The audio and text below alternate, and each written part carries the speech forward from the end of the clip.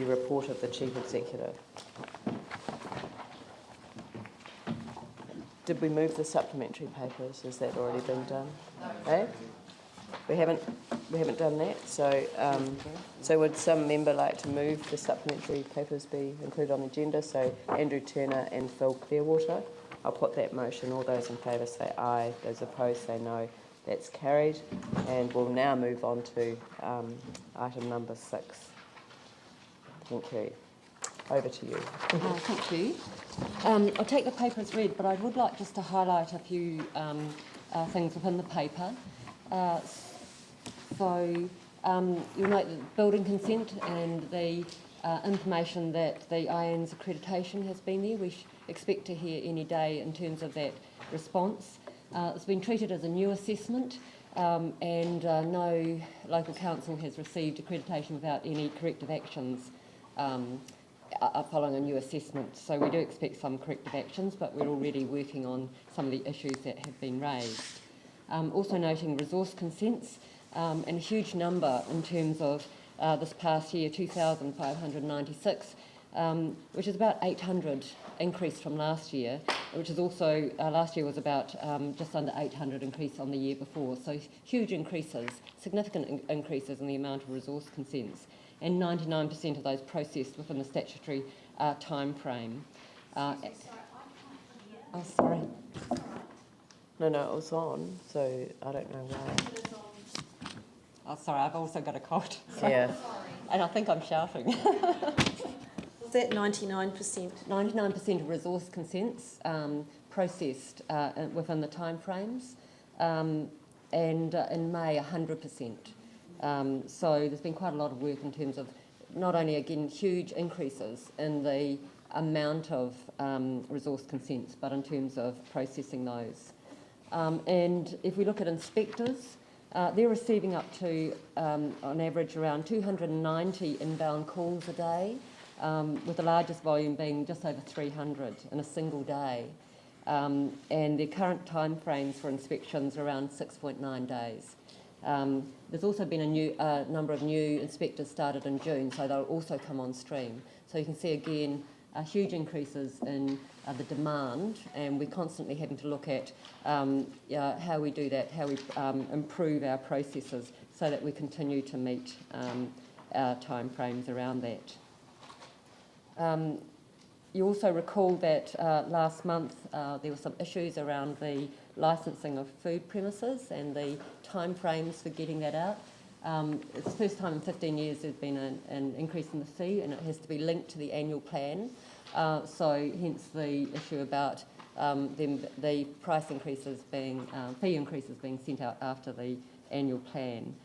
So for this year we've extended the time frame to 13 months so that won't align at the same time, and dealt with that issue.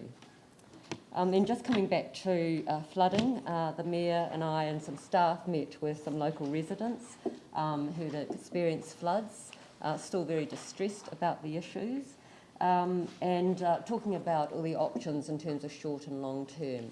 One of the issues that they raised was that many of their houses are ready to be rebuilt and repaired, and are at a stage where there's a possibility of considering house lifting and for a short-term measure to reduce their risk of flooding above their floors. There are some issues around that, and so we'd like to make a recommendation that in order to allow a temporary solution, we get the governance group to think about contributing to that. I think we've just changed the resolution. Some new wording was sent through last night. Yeah. So change the resolution because there's a bit of work to do about what the cost of that would be, whether we're legally able to do that, and how that process would work. So looking to staff be asked in a very short period of time to report back on whether that's a possibility or not.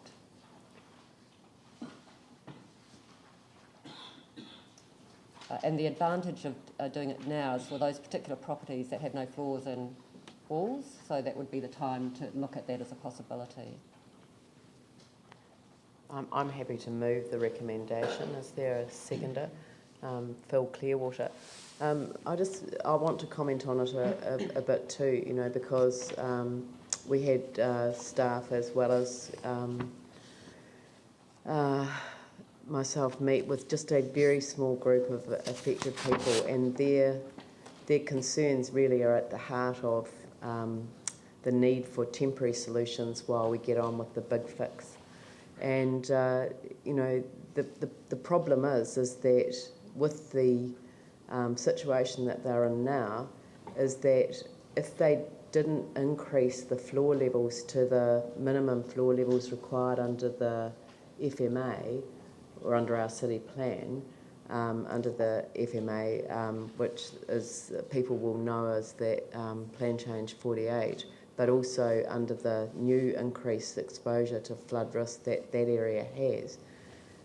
If they don't lift them to that higher level, then they would have to, they would really be, they would end up basically having a, what do you call it, a hazard notice, because they would be below the level that we would expect it to be with sea level rise, etc., that we've factored into the FMA. The trouble with these ones is that they have a short-term solution. It's a temporary solution which takes them out of the flood-prone area that they're in at the moment, but doesn't take them up to that level. And it seems to us that, well, it seems to me personally, that it improves their situation. And if we see it as part of a temporary solution until we get the larger engineered solution in place, then it seems to me that seeing those costs met in terms of the overall temporary solutions that we're putting in, it's a better option than tanking, for example, for these very small number of properties who are in the process of repairing at the moment. It seems to me that there is an unwillingness in the insurance industry to delay repairs, even though there's a lot of work still to be done around these areas. And EQC have put the home repair program on hold for people in their increased flood vulnerability areas, but not so the insurance industry. And we have asked them to reconsider that position, but haven't yet been successful in that regard. So I personally would have liked us to go straight to the let's just get this done, but we also have legal obligations, so in a way there's a degree of reluctance in saying that we want staff to report back, but actually legally we have to. So as a council we don't have the choice just simply to go straight to the end point. We actually have to look at the options, look at the cost-benefit analysis, and then make a decision, and that's what we'll do on the 14th of August. Yanni. Look, I can understand the need to consider this for the people that are currently having repairs or about to have repairs. What I'm concerned about is the people that had repairs, that had their houses lowered into flood zones, and what work we're doing in regards to either compensating them or working with EQC, the insurers, Sarah, to actually say that sort of repairs were unacceptable and actually they should be lifted. So is there any work going on for the people that have had repairs done who have been lowered into the flood zones who are now being flooded? That particular example was used in the presentation or the affidavit that the council has filed as part of the EQC declaratory judgment case. So I'm certainly deeply concerned about that particular example, and it is something that we need to be looking at in the context of that legal decision-making framework. But we've definitely used it as an example of what happens when you avoid the consenting process and council has no say. Yeah. That is the consequence. I mean, the idea that you would produce level floor levels by reducing the foundation, by lifting the floor off and levelling the foundations down to the lowest level, and then exposing those floor levels to increased flood risk is beyond comprehension.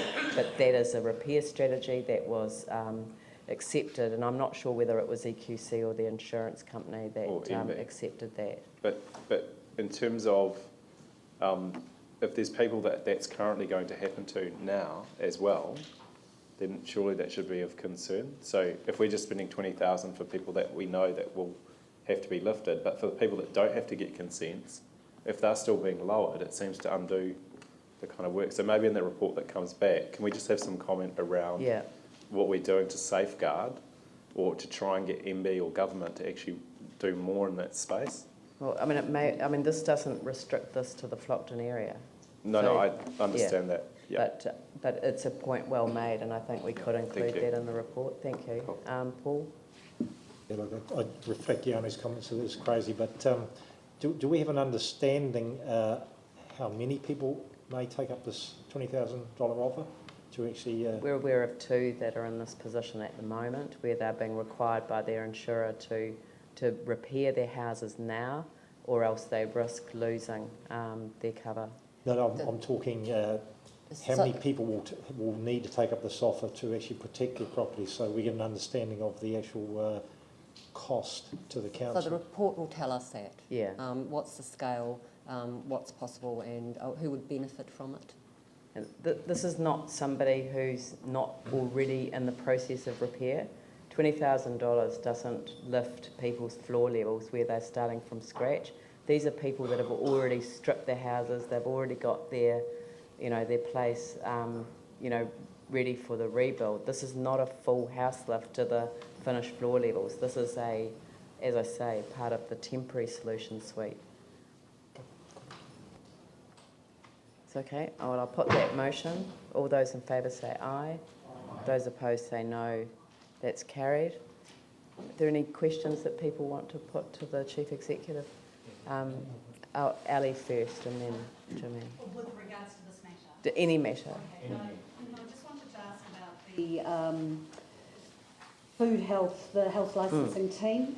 There's mention on page 2, that's on, is it? Yeah, over the course of the year following up the 76 premises, etc., some of the premises that had poor standards then had 2 follow-up inspections thereafter. Do we know what the results of those follow-ups were? I'm just trying to establish whether the issues were addressed or whether there were ongoing problems with those 76 that were found to be of poor standards. I can't tell you that, but we can find out. That would be good to know, actually. Thank you. And I'd just say that this is a new reporting process, so even in terms of understanding how it compares to previous years, right. Would be useful. Okay, thank you. Jimmy? Thank you, Mayor. 2 questions. The one is on page 446. The new property valuation. Here has the 3 figures. I just want to be confirmed. The first one is the rates were dropped for 35,000 properties, whether they are the red zone and inhabitable or not. 22%, yeah. So what's red the zone, question? red zone. My question is why drop? The rates will drop. Probably because their value has dropped. But I don't know. We rated the value. Okay, okay. Another one is the rates will rise more than 7.5% of 89,000 properties, so 55%. Whether that kind of new rateable value is higher above the median value, property value, 55%. Quite a lot. Okay. Second question on page. It's attachment is 15. If you in the down right hand side, 15, page 15, questions from the council meeting. Attachment is after the page 459. After that. in the middle part, the key anchor project, regarding to the seizure, I remember last time that I asked a question. I would like to know the seizure is master seizure, like a site, the investigation, then draft the concept design, detailed design, and also construction. But this time I didn't see this information. Also Appendix B, where is Appendix B? About what subject? Which one? CCDU. Yeah, CCDU, but which project?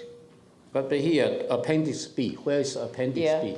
Oh, It's in the Anchor Project booklet that you would have been given. So they can. I circulated that to all councillors. That's the latest from the CCDU. You would have got an electronic copy of it. This is June, and in it you will find the breakdown of contract awarded, frameworks, implementation plannings, all that. So it is all phased in there, but certainly can make. I'm not sure whether you get hard copies or not. I did send it to you by PDF. I gave mine away yesterday, so I wouldn't mind Would you like another one. Certainly. But this is an incredibly helpful document that CCDU have published. Councillor, we didn't see. I didn't see. Yeah, no, yes. some people have clearly got it, but it was sent to you electronically. But I personally prefer the hard copy. So can we make sure that people who want a hard copy, just let Dave know and he'll get that for us? I know, but electronics, up to now, I didn't see Yeah, this information. the electronic one was sent. Okay, yeah. Yeah. I just want, okay. But council on major facility, I would like to recommend follow this model. Because we are council, we should have overall view, Yes, no, master seizure. Totally yes. agree, totally agree. but- Yeah. Okay, thank you. David? Mine's not so much a question, it's more of a comment that probably needs to be recorded in the public forum, and just referring really to clause 6, the skirt program achievement, and just making sort of a public record, I suppose, of the fact that it is concerning that the handover of completed asset to the council is in my view, way behind expected targets, and bearing in mind this report is actual data at the 30th of April. There has probably been some improvement, but not very much.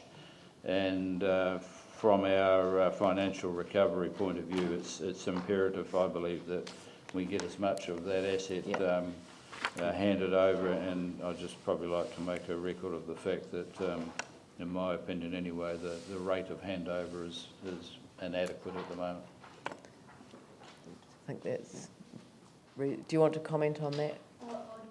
Just in response, staff have made Skirt very aware that not only staff have concerns about this, but the councillors do, as it came up at the Audit and Risk Committee the day before yesterday. So we have sent through a strong email to that effect. Yeah, no, it's a very, very good point, David. Yanni, and then Ali, then Paul. I'm still concerned around the Avon River on page clause 6, appendix A. We've been given, the big figure, 95 million, 6.8 million. That's fine, but we still have no detail on the capital works or the operational impact that's going to have. I'm really concerned. They've already applied for a resource consent, and one of the questions I had was, is that consent being notified or not? And the other question is really, if they've got enough detail to put in for a resource consent, why is there not enough detail to share with us? They obviously would have to have detailed designs for a resource consent. David would like to just slip in there and reply. With Sarah and with our own or CCDU on exactly that inquiry. I'm sorry, I haven't had a reply back. I did that at the end of last week, so I'm following that up, and I'll give you a follow-up, and I think that's what we've said in there. When I get that information, I will forward it to them, to you, so that I can do it. But I haven't had a reply back from their manager. But they have said to me, if I don't get a reply back immediately, I can actually take it up, escalate it up through their system. So I am searching for exactly those answers. Maybe we need to put it on one of our informal meetings with CCDU, and then they have to, you know, But kind they of don't. brief They us always on say to us, I will give you that information later. We're not in a position to give you that information. So we've had briefings from them. What we know is that they're spending a huge amount of money on the stage that's already been constructed along the terrace that has huge operational costs for us going forward, and yet we still haven't approved the final design. We still haven't approved accepting the operational costs. So the longer we don't get this information, the more costs they're transferring to us, which is incredibly concerning given our financial situation. And I think actually it's unacceptable for them not to be providing us with information that they've already got. I can't understand why it's taken months and months and months to make these plans public and to put out the clear timeframes and budgets on a stage-by-stage basis. They're already doing the work. They're already letting the contracts.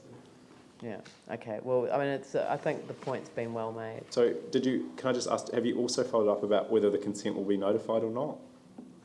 I'm sorry, I didn't know that was a question that was being asked on That's resource okay. consents, but certainly I'll take that on board and I'll follow it up with their project manager on the Avon. Thank you. Yeah. So I didn't know there was issues around resource the other- consenting, I'm sorry. Thank you, David. The other question I had was around the land mass movement. And I was concerned to see the newspaper article yesterday talking about the Redcliffe School waiting on council to provide the report. My understanding is that we'd already had the stage 2 working notes, that we'd had information back around the levels of risk, and that we had provided that information to the Ministry of Education. So I'm really puzzled as to why we're still waiting on information to give to the MOE for the Redcliffe School site, given that my understanding was that we had made that information available several months ago. Mike, are you able to help us out with that?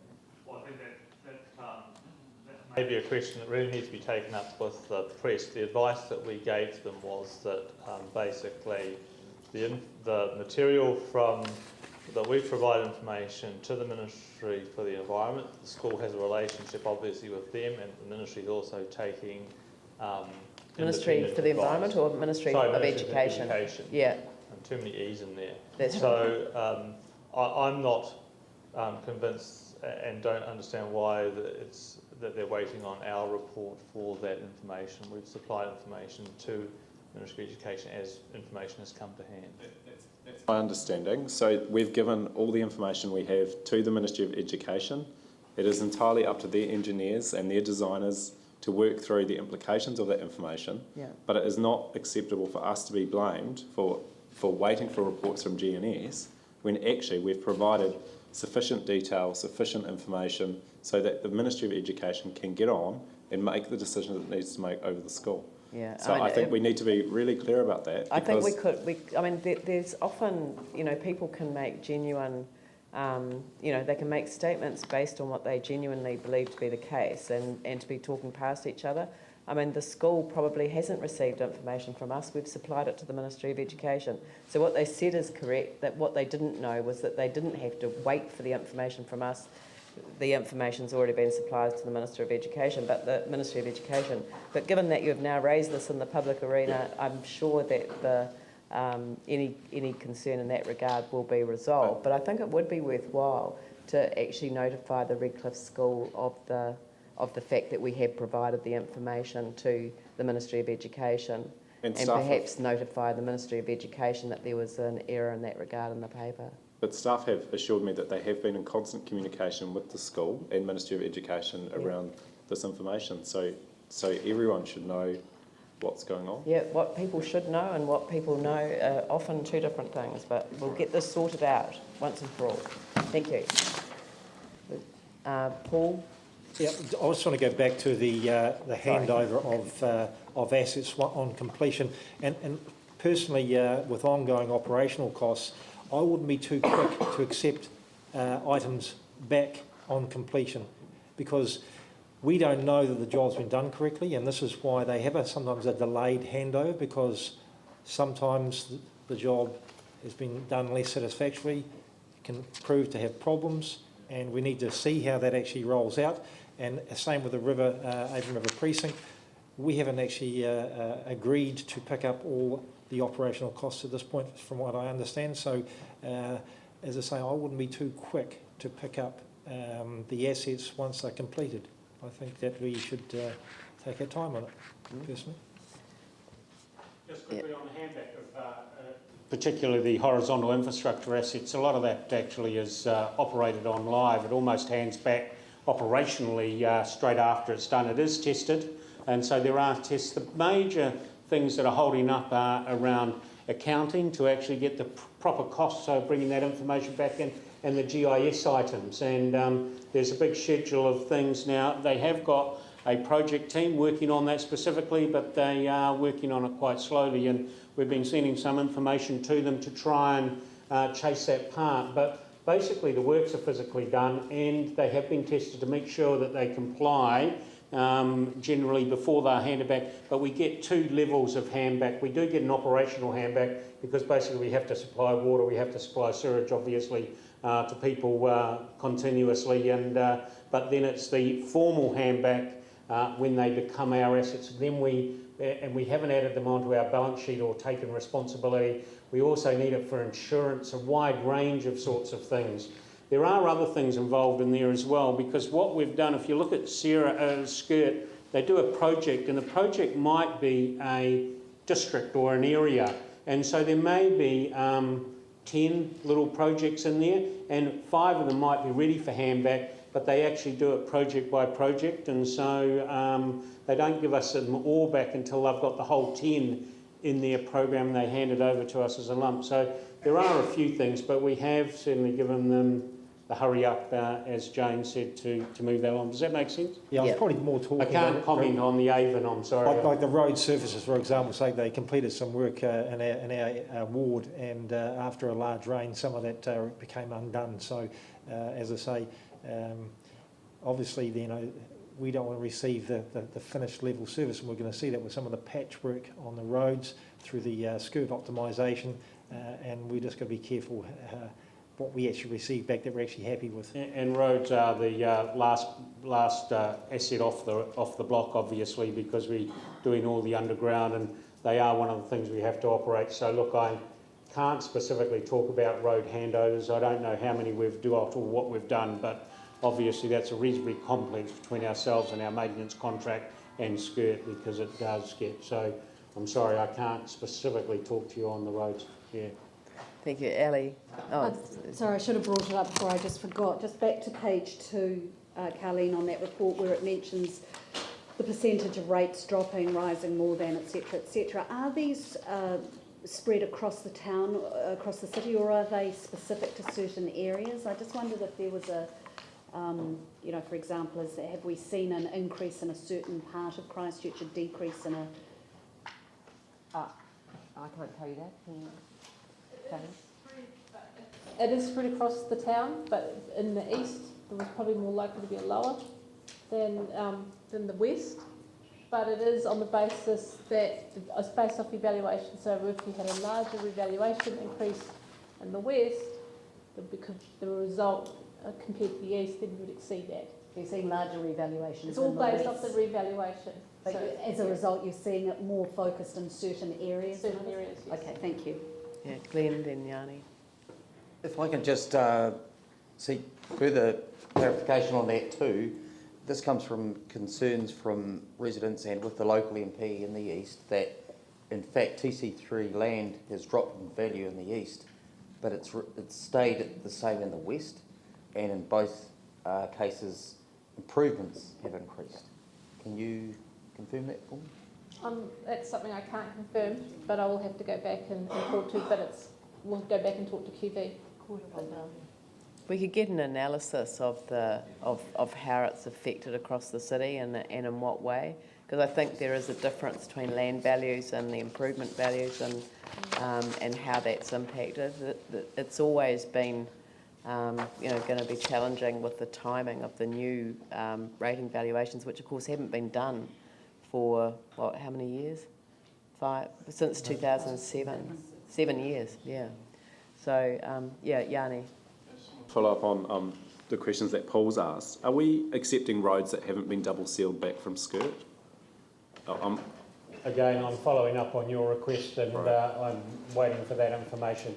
Okay. My understanding is that there's look, wait until I get the information before I just think as part of a future Chief Executive's update, we might like to just be given the scale of the number of roads that haven't been double sealed and the increased cost in terms of potholes, CSRs around that, so that we know we can actually see what's happening. But it is, you know, I have to say we're repeatedly hearing from people in the community about the quality of the finished product, and when it rains or when you go through certain areas, you can see the deterioration quite quickly, and it is becoming quite concerning. So I think we need to be really proactive in that space. I think we should be proactive, but I also think that there are some things that people are seeing as final repairs that are temporary. That's right. But a full report in this area is probably, significantly overdue. I think the Audit and Risk Committee have asked for action on this that will give us some of these answers.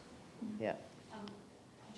If I could just bring to the attention, councillors, if you haven't seen this morning, we've got someone who works very hard in the community bringing in bits of asphalt from her home and area to put in holes outside the Wainoni Church.